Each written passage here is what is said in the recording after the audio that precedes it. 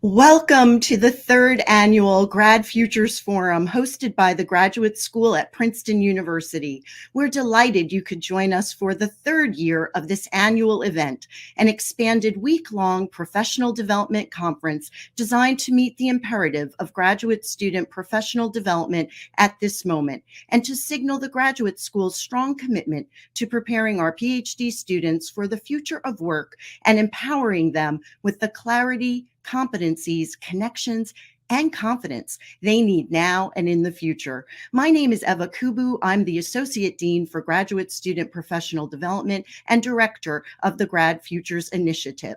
There are so many events throughout the week, dozens of keynote speakers, skill building workshops, and networking sessions.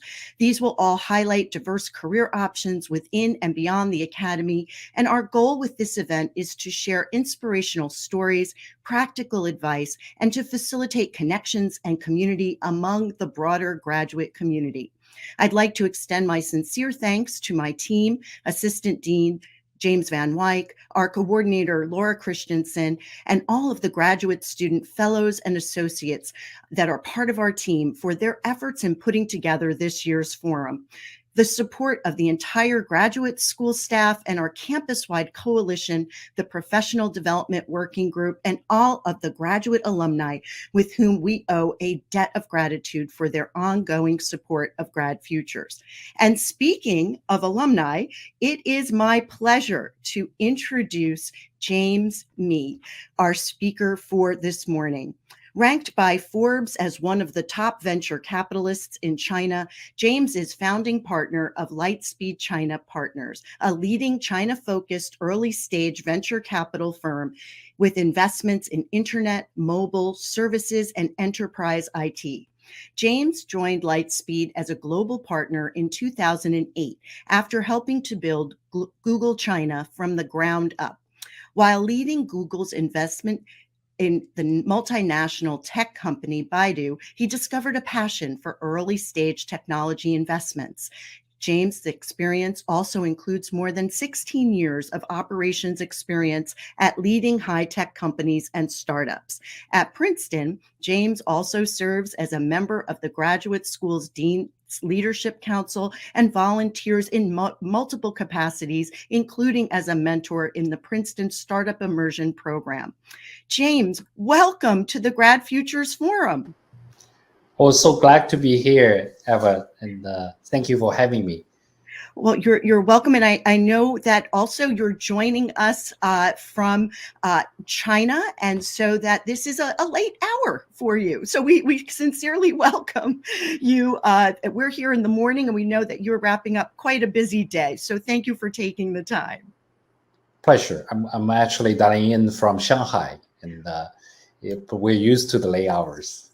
Well, wonderful. Well, you and I have also had the pleasure of having a prior conversation back when we launched GradFUTURES as part of our Star Lessons in Leadership series.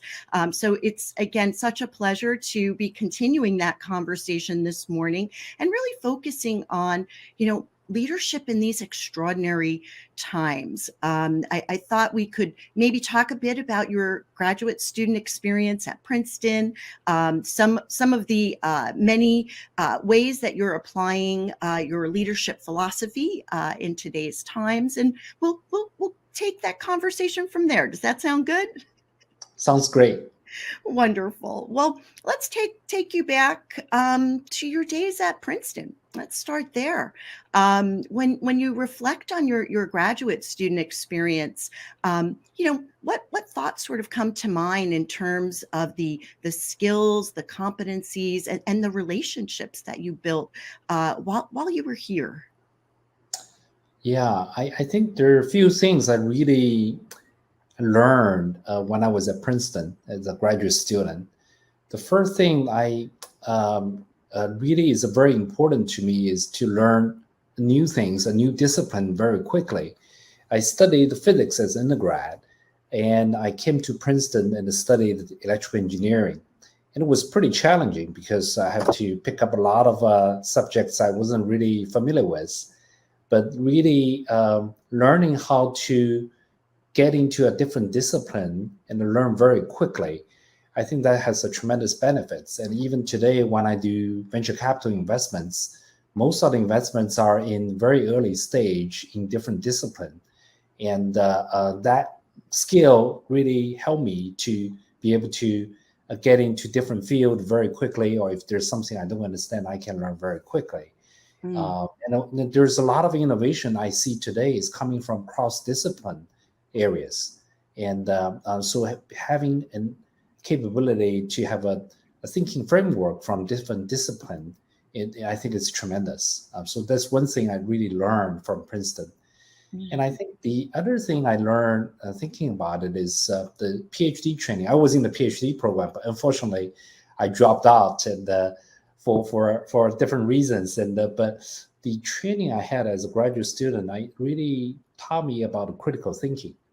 And whatever the information today, there's a lot of information online, right? For example, but I always go to the source and try to see what's the original content. And when we try to solve a problem, we try to have some first principle thinking instead of just taking things what's being published on a face value. So that critical thinking training, I think, is very valuable. And the last thing I think is the communication and the connection. I remember when I first came to Princeton in the research group discussion, I was very quiet. I wasn't sure I was speaking the right thing, so I was not asking any questions or answering any making any comments. So this is something I gradually learned and to really engage and connect with my fellow graduate students and other communities. And I think this is very, very, very helpful. And I thinking back, these are the things I really benefit throughout my career after Princeton. Well, again, so those three themes are really multidisciplinary thinking, critical thinking, and the communication skills. And these are certainly all skills that when we think about professional development and the Grad Futures initiative, we're hoping that we are incorporating those skills in all of the programming. I think one of the things that you mentioned in terms of building relationships as well, I want to just sort of follow that theme and, thinking back, who were the mentors that you had? What has been the influence and impact of mentorship in your journey? I think the biggest impact on me is my advisor, Professor Jim Stern. Jim is such a figure in my life. I think I didn't realize. I think I still remember the first meeting, and I had. It was I came to the campus back in July in the summer, so before the semester started, and I came to Princeton with a scholarship, but I haven't received it because the semester hadn't started. So I was knocking on the door of the professor and to see if there's anything I can do for the summer. And the first door I knocked was Professor Stern's office. And we had a very nice chat, and he offered me to work in his lab. But one thing really still stuck with me was during the conversation, we sit around this a little round table, and there's a walkie-talkie on his table, beeped up, and there's all the messages. And then he said, "Oh, there's something probably I need to go." And he explained to me, actually, he's a volunteer firefighter. And this is totally a new concept to me. And he talked to me later about why he joined the volunteer firefighting. And I just feel his passion and wanting to give back to the community. This is something I still feel that even I went back to campus about 3 years ago. And this is before the pandemic. And we had dinner with Jim and a few other faculty members. And in the middle of the dinner, Professor Stern said, I need to go. I need to go to my office hour. And he is about to retire, but he still is so passionate about teaching and working with the students. So all these, I think these are not about academics. It's about who the person is, about their passion, about their giving back to the community, and the caring about the students and the mentoring. And so this is something I think has a very big impact on me for things I try to do for my career and for my own personal life. So Professor Sturm definitely has one of the biggest impact on me at Princeton. And really it's a wonderful relationship that has continued throughout your career, and I do think that speaks volumes to mentorship as authentic relationship building, instead of a transactional sort of experience. And James, you yourself have been a mentor as well for many Princeton graduate students, in particular through the Keller Center's Startup Immersion program. And I wondered if you could, speak a little bit to those experiences in your current mentorship of Princeton graduate students. I think it's relates back to my Princeton days, and we have a definitely a benefit from forming such a strong friendship, and definitely having the mentorship with Professor Sturm, but also the research group we had. We have all these students from different years. We kept in touch after we graduate and went on to different career paths. We got together every few years. We called a group of a Sturmites group. We are all over the world, and so that's something that when I was working in Silicon Valley later on in China, I always sometimes get email from Princeton students, and they are coming to China for summer intern, and they reach out to me through the alumni database. And I always usually spend an hour with each student when they come over and just see anything I can help. And one thing I found out that they are all very curious about what's going on, entrepreneurship and opportunities across different continents. But the intern opportunities sometimes they had may not be, I would say, the top-notch opportunities. So that's something I work with Keller Center quite a bit, given entrepreneurship and venture investment. So I really were thinking maybe I can help.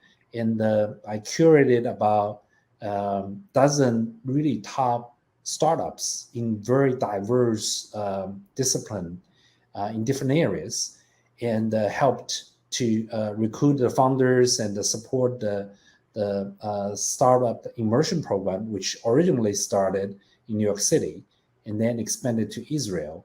But there are a lot of interest for doing one in China. So I started one, helping Keller Center start one in Shanghai. And the first year cohort, that's before the COVID, and we have about close to about 23 students, and from different majors, from engineering and to humanities, and all came and to at each startups or also live together, and also help to organize founders talk. And these are really successful entrepreneurs has built companies from ground up to public companies.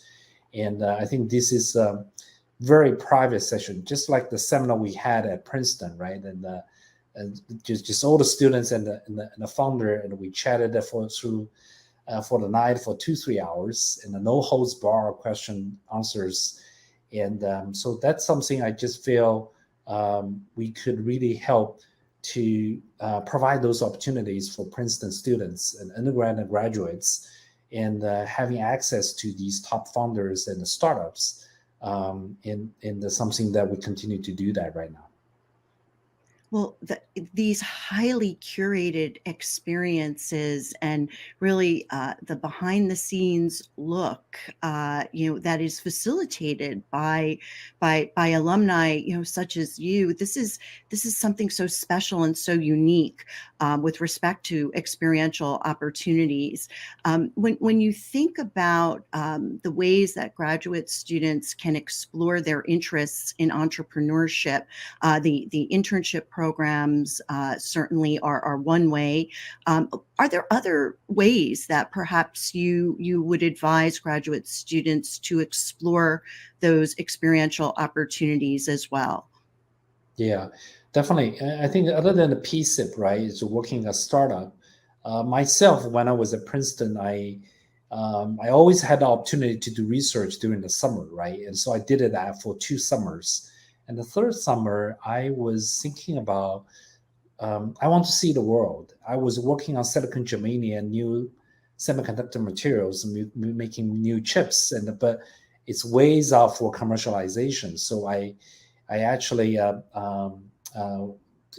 called Intel operator on myself and asked for college recruiting department and got myself an opportunity to have a phone interview for a summer intern, and then talked to my advisor, Professor Sturm. He was very supportive, so you should go. And that summer, actually, it's an intern opportunity at a bigger company, not a startup.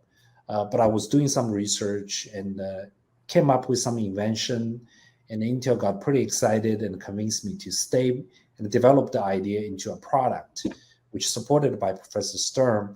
And so I think just do something different than the normal. I think the first summer or two, I think it's good to work in the lab and continue to the research. But if you get an opportunity, if you can split the summer or use part of the summer in the third year or later, I think, or even maybe the second summer, I think experiencing a different career path or seeing the industry or seeing an organization that you might be interested, curious about, heard about it, but being there and immersing there actually give you a very good taste of what's it like.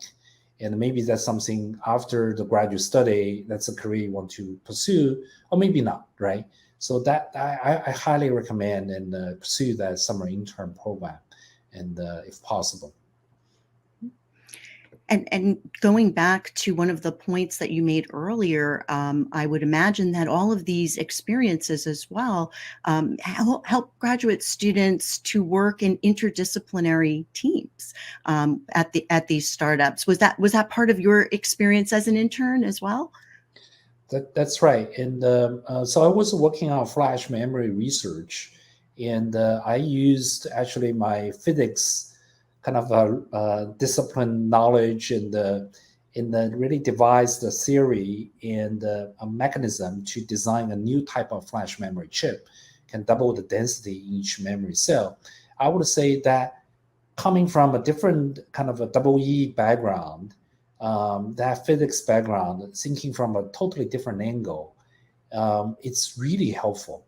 And so allows you to look at things from a different level, a different angle. That's happening, I think, in many different areas. In what do you do in maybe initially, but later on that you can leverage that into a different area.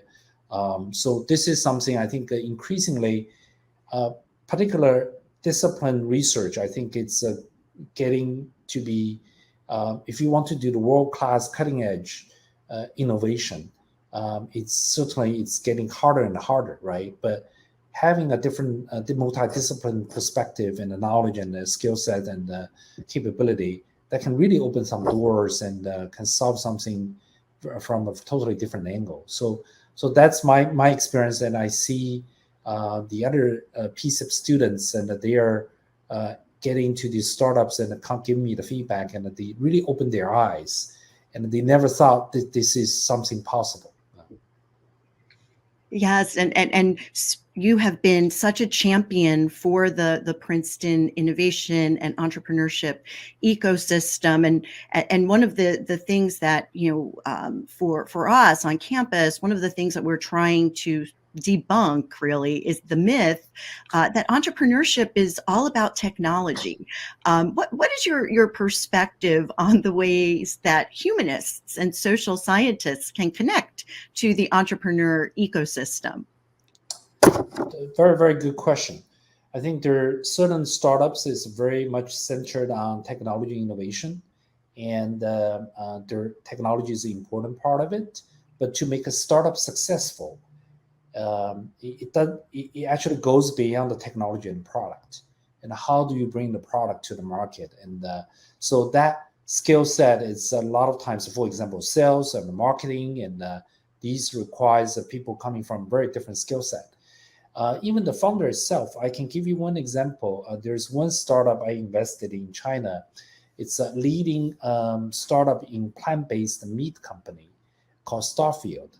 And that company founder, Kiki, she's not engineering by training at all, or technology savvy person. She actually came from media and the humanities side. And when I look at that space, this is something, and we certainly are very interested in investing. Technology is very important, but Kiki the founder was able to recruit a team, actually complement the skill set she is missing, which is the technology side, to develop the plant-based meat product. But also she brings to the table some very important skill set.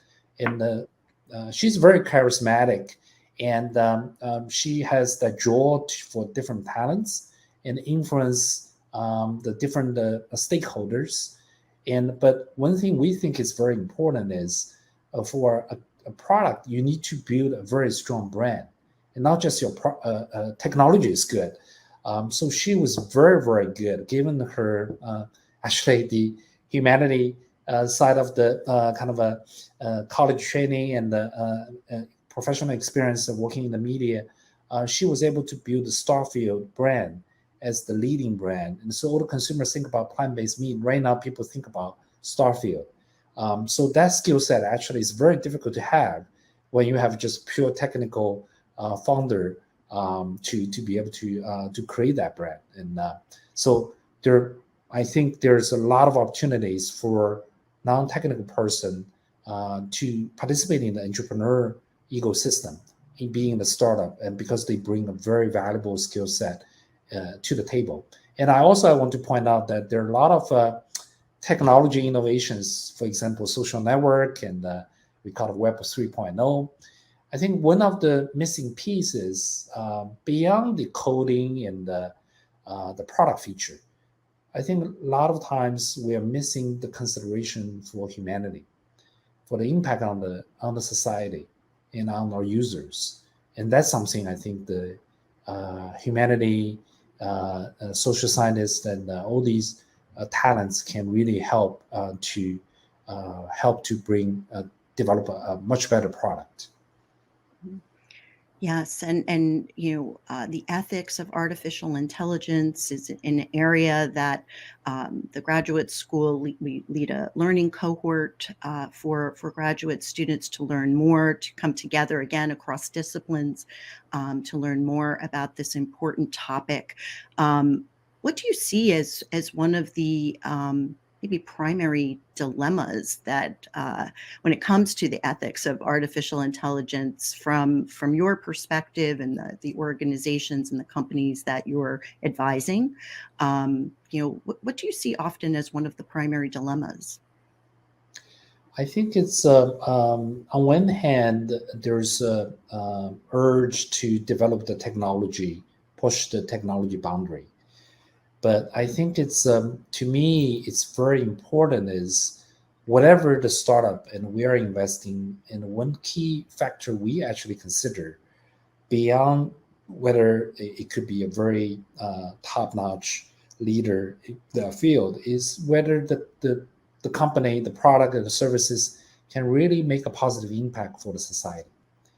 I think we are facing the world with a lot of the changes and the challenges, and besides the pandemic, and now we have what's going on in Ukraine, which is really unfortunate.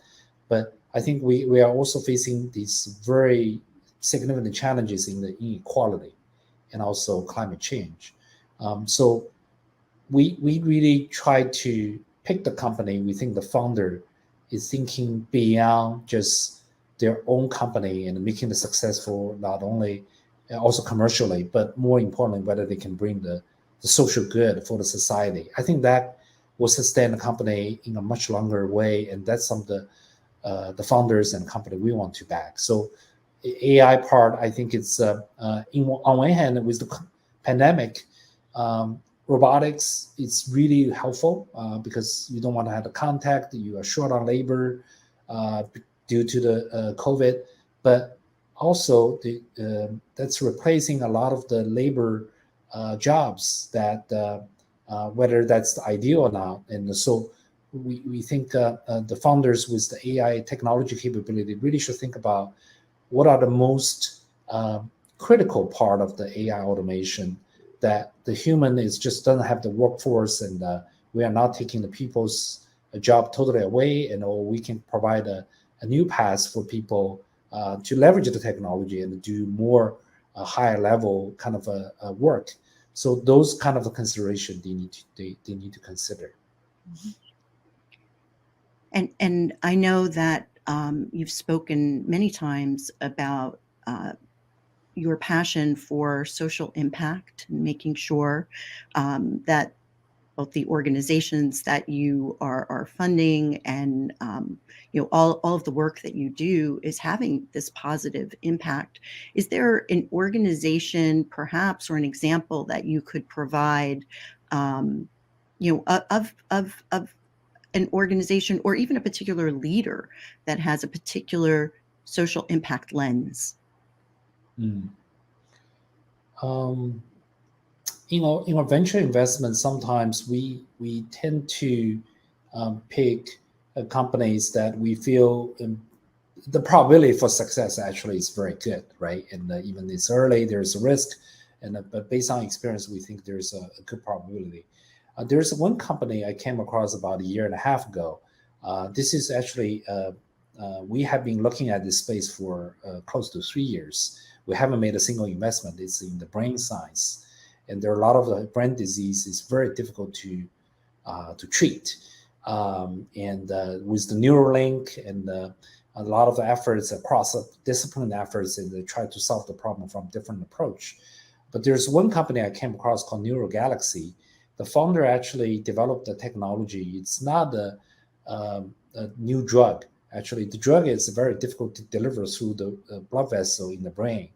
But this is using MRI technology and measuring a different sets of signal, and can really calculate the different function area for the brain, and try to pinpoint the areas being damaged, and use magnetic field stimulation to treat. So this is most of the funds will pass the investment because they feel that this is too risky, or this is very cross-discipline, and it's not traditional kind of a new medicine that's being developed. And we actually debated quite a bit, and there's a lot of internal kind of a disagreement. On one hand, I feel this is too risky, but we eventually pulled the trigger, and I invested. And because we feel that it's part of it because we have the multidiscipline kind of a skill set and knowledge, and we can see something that may be slightly different, but also we feel that this is, if it works, it can really solve some big problem that there's no other solution, like autism. So fortunately, I mean, a year and a half now from the investment, and we see a tremendous progress and a very, very effective treatment for autism, and expanding to other areas like deep depression. And so this is something is driven by the consideration and taking a risk. It could totally fail, and we might lose $10 million on that single investment. But if it works, that can really provide a positive impact for the society. So that's something that we not only talk about, we really have to sometimes, and you from your bottom of your heart, you still have the fear, right? You want to invest responsibly for the investors, but sometimes we just feel that there's enough evidence, and maybe we can take that risk. That gives us such a sort of inside look at what happens as you're considering these investments. Could you maybe speak a little bit more about sort of that process of evaluating the startup, and you mentioned that you meet with your team and there's discussion, and again we are often trying to demystify as well the venture capital and startup process. We have a learning cohort that's led by Mark Pogue and Jim Cohen from Fitsgate Ventures, and they do much of the same, just even the vocabulary of the venture capital world is one that we're trying to familiarize ourselves with. But I think the process and what goes into these evaluations, could you speak a little bit more about what that looks like at your organization? Sure. We look at, I would say, close to 1,000 companies a year, but we pull triggers maybe on maybe 20, 30 companies for investment. What we really consider is we are early stage investor. Typically, we are writing the first check for that startup. It many times could be a founder with one or two co-founder with just one idea. That we invest many of them, and many times a serial entrepreneur as well. But what we are really looking for is the venture capital is you're taking the risk, but we really feel that we want to invest in area that represent a future trend. Could be a very big opportunity, but it could be very early. For example, autonomous driving. We invested very early in autonomous driving car company, the software layer company, but also in the critical technology piece called LiDAR. And this, at very early in it's unknown whether the autonomous driving could work. But we try to use our knowledge and the industry background and the skill set and to try to identify these promising big areas and identify the most critical part of the business that can create the most value. And then we look at, I think, the early stages. I think the most important part is the team. And so what we are looking for the team or the founder, particularly the CEO, is someone I think has high integrity because this is venture is a startup and most of the startup fails. So the founder, you really need a high integrity and can build a trust and work with us, and we can work with them, and also has the capacity to attract a talent, a team, because it takes more than a person to raise a village, and he's willing to share his equity with the team and sharing the success. And we also, very interestingly, personally, I really also look at a person whether is strong in, I'll call, a growth mindset. And then there are different areas for growth mindset. Our organization internally, we really emphasize growth mindset for our team members, and our culture is one of them is a learning culture. And we always want to learn new things. And so this is something we look at the founder, whether he's always want to improve. And we sometimes give him a feedback, and you can see whether if you give him a negative feedback, and the human feature and human nature is people tend to be defensive, right? And if you are CEO, and many founders want to show they're smart and they want to defend their kind of approach, but we often found that some of the founders and they are open to particularly negative feedback, and they will think about it and not necessarily just take out comments on the face value, but they will process it. And they will think from the angle that whether there's something I can learn, and maybe not right, but maybe right, I can adjust a little bit. So typically those founders, they can constantly take feedback and think about improvement and make execution change quickly, and that incremental improvement come as a very fast pace. And once it's compounded, and we usually feel those founders are actually very, very good over time. And maybe the first company is not successful, second company is very, very good. So that's one attribute we think about. But so considering all the opportunity sets and the founder and the team, whether he can bring different people with different skill set with the common value and work together. That's something we usually will consider writing the first check for that.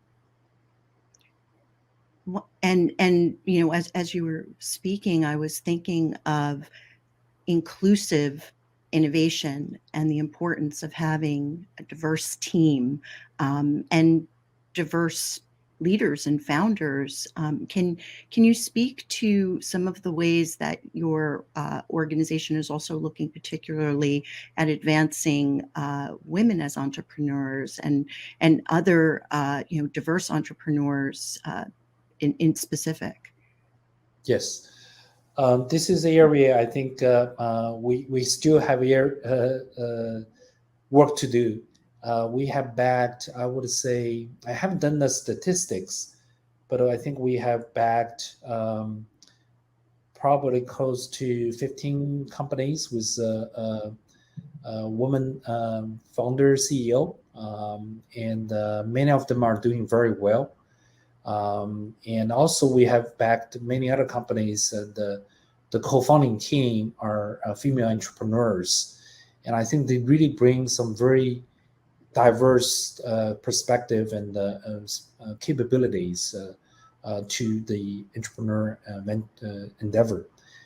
So that's something I think it's culturally in China, I think people are very, very they're saying the woman raised half of the sky, and so there's we are seeing a lot of women entrepreneur and overcame I would say a more challenging kind of environment in the professional world, but it's doing very well, and we really want to support them. And that's a wonderful perspective, as well as you as a leader, what your leadership philosophy is, what your values are, and how those really play out in your organization. If we could maybe wind back a bit and have you speak specifically about your own leadership philosophy. You mentioned ways that you're trying to bring a growth mindset and a learning culture to the organization. Can you speak a little bit about your leadership philosophy, and I think in particular lessons learned through leading in these particularly extraordinary times during the pandemic? I think my kind of building the Lightspeed China, and even we have been since I kind of founded, it's over 10 years, but we still consider us as a small startup.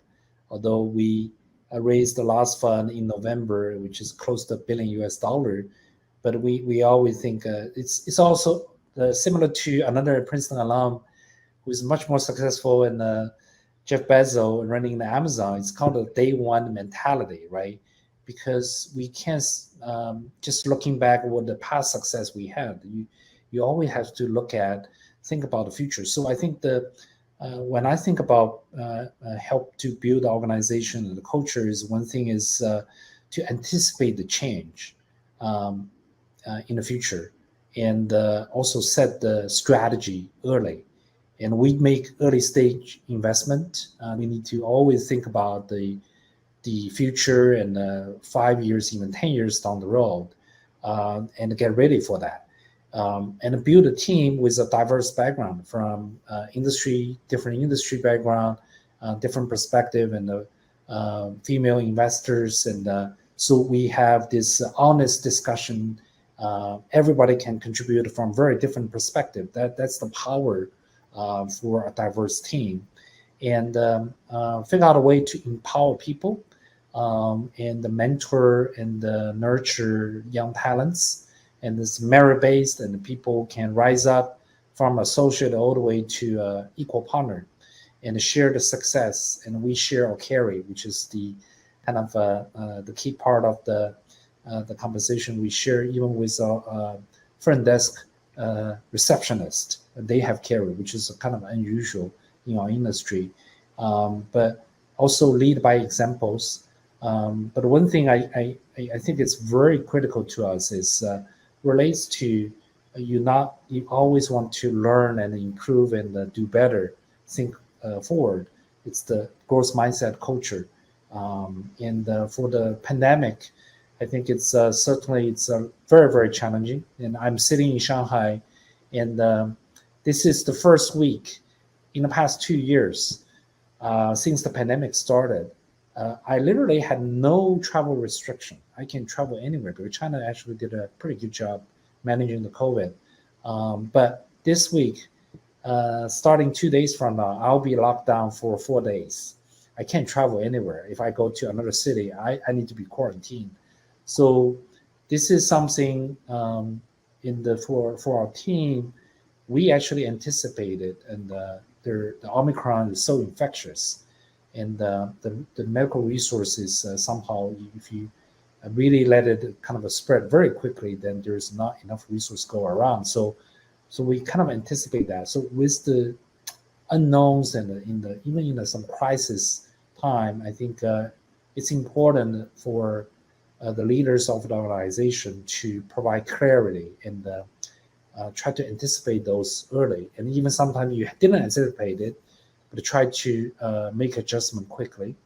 And we have to learn work through the remote. I think a lot of the people in the US has been through that for a long time, but now we have to do interaction with the founders through the Zoom and the video conferencing, do due diligence, not on site, but remotely. And so all these, and also I think to me is more important is we actually have 6 new hires in the past 3 weeks. So how to bring the new people and to connect with the group and build a bond, and culturally people feel really close to each other. That's something more challenging. And so these are the things, and to me is very, very critical. You mentioned that you've brought on 6 new hires.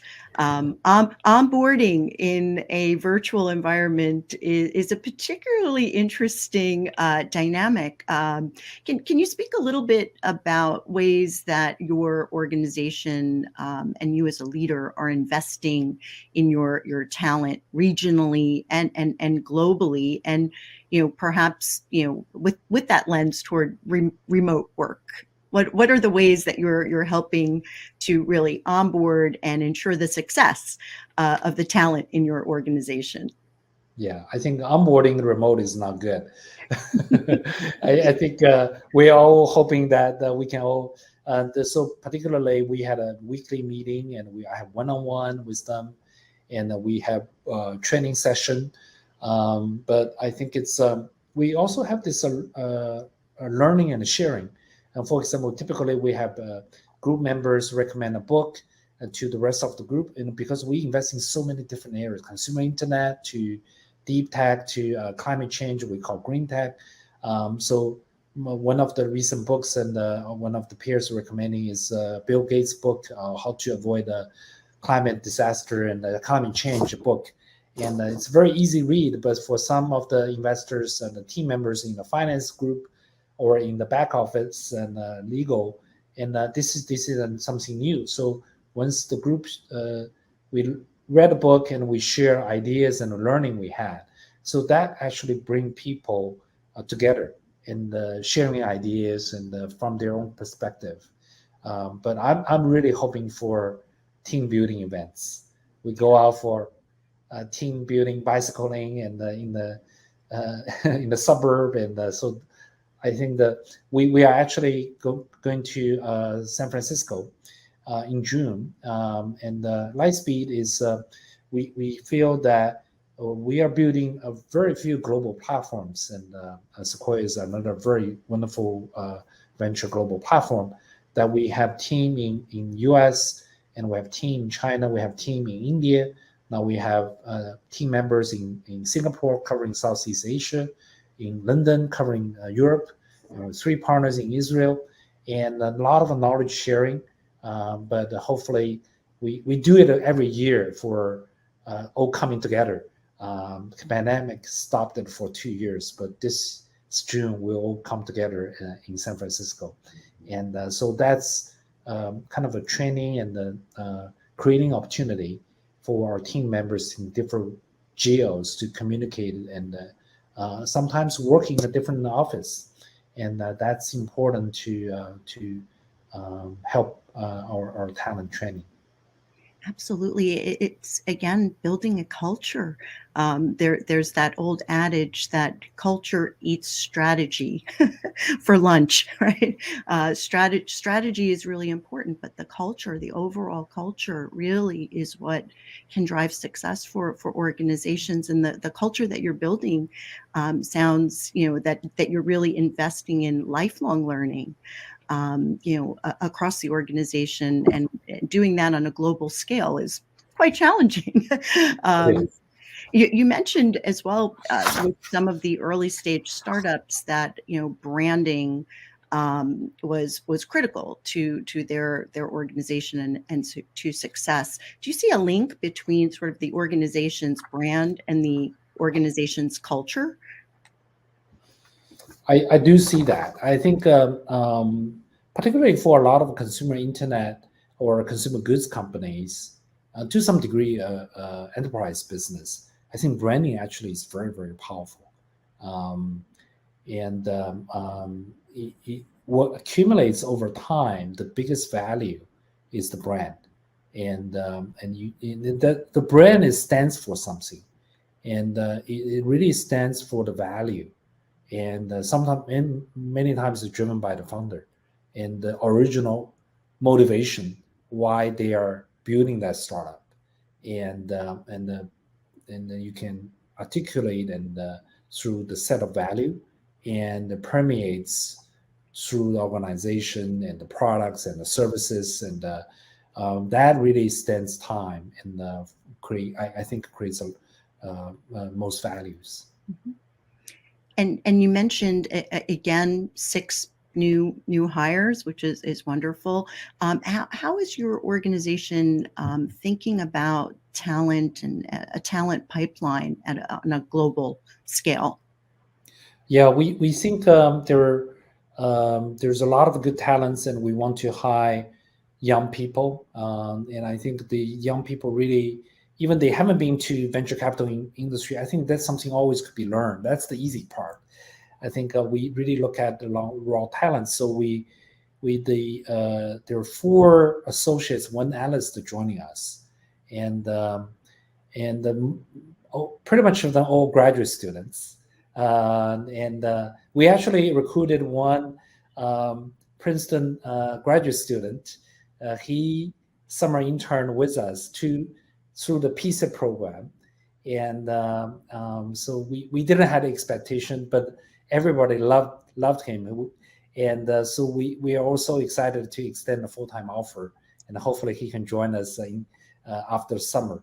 And so this is so important to have continuously the really good talent pool. Myself joined Intel as a fresh college graduate, and so I believe that, and the fresh college graduates or undergrad and the graduate student particularly, and they are so well trained, and even they haven't really touched the venture capital event, that's something we can teach and mentor them, no problem. So we want to continue to build that kind of pool of talents and to help them to grow. Well, it's wonderful to hear that an intern is now looking at a full-time offer. I think those are many of the internship success stories that we hear. Not only are they learning, during that experience and building, their network and mentorship and all those wonderful benefits, but the fact that you can also perhaps consider them, as for full-time opportunities, that I think speaks volumes to a talent strategy as well, and the role of internships and how important they are for graduate students, and indeed, of course, for undergraduate students and all students, these experiences are fundamental. I think we do have a few questions coming in from the chat. Or are you? I think we would love to maybe entertain a few. Sure. You're ready. Okay, so Peter asks via email if you could go back and talk to yourself as a first-year graduate student, what would you tell yourself? Okay.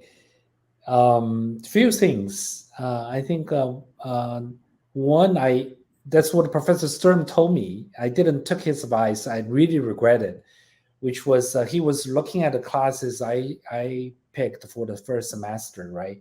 Because I studied physics undergrad, and at Princeton I studied double E, so I need to pick up all these different classes. But he kind of made a comment that if you're interested in other discipline, for example, it could be humanity classes. If you're interested in history or philosophy, you should take it. And this is a wonderful time for you to take, because Princeton has such a tremendous resource of fantastic professors. And after you leave Princeton, you probably never get a chance to do that. And I was actually, I was surprised. My advisor is not advising me to make sure you're prepared for electrical engineering. And so I was saying, I have so much work to make up for. I didn't take his advice. But I now actually, when I do a lot of work in building Google China and doing venture investment, I read so much about all the other subjects and the philosophies and the history, particularly history. And so that's something I really recommend. And if you are in engineering or science, and take humanity classes for anything you are interested. And one class I actually, if you think back for all the classes I took at Princeton, it was the one I enjoyed the most is the machine shop class. And because when I was at Princeton, I need to build these equipment myself before I do the experiment. So I try to, I'm not very good at using the machine, the drilling, and so I took that class. And basically the class it teach you how to do everything through one project, give you a block of copper. At the end of the class, you will make a full scale down functional cannon. And I fully enjoyed it. And so that also taught me about create things, not just doing these research and coming up with theory, but really making things, and literally making things with your hands. So taking more classes out of your PhD or your major. And I think that's highly recommended. And network, I think that's something I really enjoyed, the good old days and living at an old college graduate, OGC. That's something you get to meet all your fellow students, and maybe in the same department, but at that time, a lot of students from EQuad, but also other majors. And after so many years, these friendship, I think the most lasting. And so that's something I think not just your study, your research, but also networking, and just spend time and have a beer and the social hour, and also kick back. And this is something I think it's so wonderful. I don't know, anyone actually might be remotely interested or curious about golf, because I have a classmate, he's from Michigan, and he had a golf bag in the office. I thought, you're a slacker, you're not doing the work. But now I just feel he's so smart, right? Because we have this wonderful golf course on the way from OGC to the campus. And so even you may not play it, and just find a buddy and who play it, and just enjoy it, and taking what Princeton can offer. That's something maybe I will do that if I can go back to as a first year graduate student. Yes, yes, that balance, right, of work and being able to socialize and build community as well with your fellow graduate students, so important. We do have two more questions. What we have a question in particular. Jim asks, "Do you have suggestions for international graduate students?" I went through that experience myself, and I I actually struggle with kind of a lot of speaking up, and because my speaking English wasn't that good. So what I did was actually I watched a lot of late night shows, Dave Letterman shows, and and I also forced myself to participate in these discussions. And I think you just get better. And but I think there's a lot of international students that have no much better compared with what I was many years ago. But I think it's um, also be able to. Princeton has a very good host family program, and Paula Cho, she's the director for International Student Center. We loved her, and when I went back to Princeton 3 years ago, I visited her, and I think that this is one area that we can really assimilate and get to know the culture. And so I still remember I was in the Halloween weekend, and my host family took me there, and we carved the pumpkins with the kids, and so just really relates to that kind of a really actively engage in the community, and work with and network with other fellow students, and but also be proud of what you can bring from your international background and heritage, and that really creates a lot of a very different perspective. And because us is about a lot of the talents are from all over the world, and that what makes us so strong. And so that I think that as international graduate students, and there are a lot of work, a lot of things we learn, but also we can bring a lot of things we can share to the community.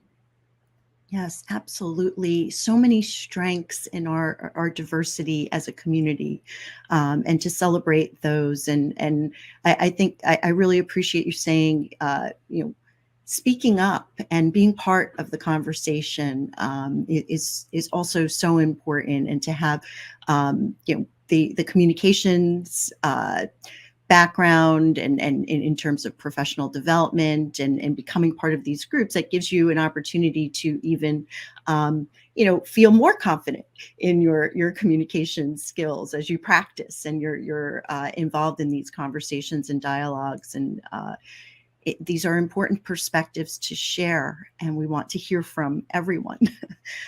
Certainly. We do have one more question, and I think then we will have to wrap up.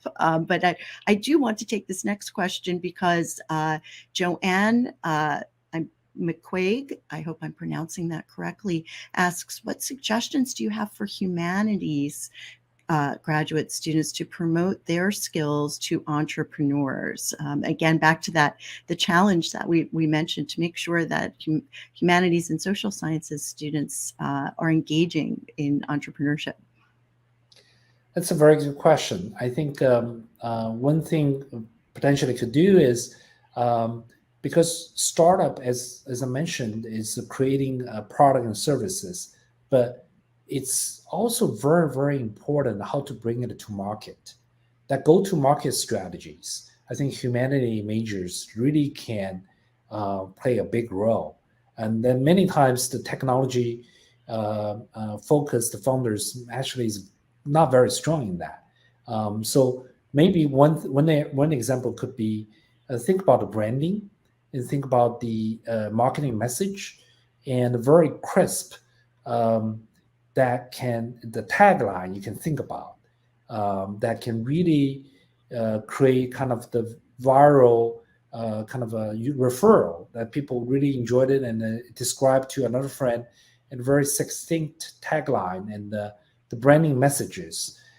This is actually very important. And so if you can think about this, the startup entrepreneurs product they are building, and their values and their motivations, and come up with something and it can touch people's heart. Not just list I think that a lot of founders and think about, oh, I have a list of features. This is a good product. No, I think a lot of the users actually, they don't necessarily need to get a long list of features. And so the humanity majors, I think they can really, just like writing a good essay and a good story, right, can really touch people. And that's something I think is missing.